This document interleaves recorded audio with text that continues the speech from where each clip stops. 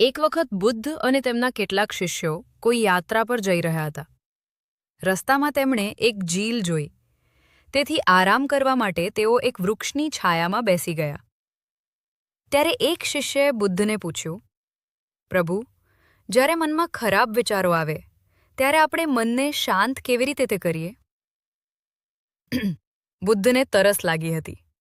તેથી તેમણે એક શિષ્યને ઝીલમાંથી થોડું પાણી લાવવા કહ્યું.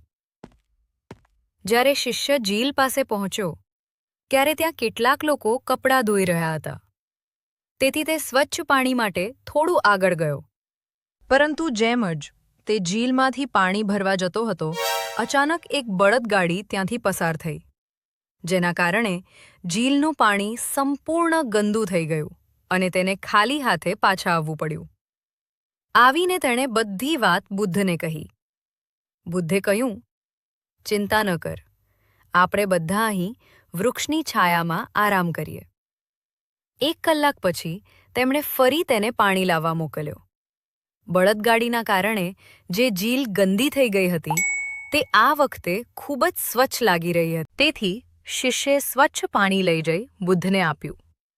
બુદ્ધે પાણી સ્વીકારતા ધીમેથી કહ્યું, તમે સવારે મને પ્રશ્ન પૂછ્યો હતો, તો શું તમે ધ્યાન આપ્યું કે મને સ્વચ્છ પાણી લાવવામાં શું લાગ્યું? કંઈ નહીં, તમે તેને માત્ર સમય આપ્યો અને કાદવ ઝીલના તળિયે બેસી ગયો. તેથી તમને સ્વચ્છ પાણી મળી ગયું. આ જ વાત તમારા મન પર પણ લાગુ પડે છે. જ્યારે તમારું મન વિચલિત થાય ત્યારે તેને શાંત કરવા માટે કોઈ ખાસ પ્રયત્નની જરૂર નથી, પરંતુ થોડો સમય જરૂરી છે. અને તમારું મન પણ આ ઝીલની જેમ શાંત થઈ જાય છે. એટલા માટે જ કહેવામાં આવે છે, સમય દરેક ઘાવને ભરી દે છે.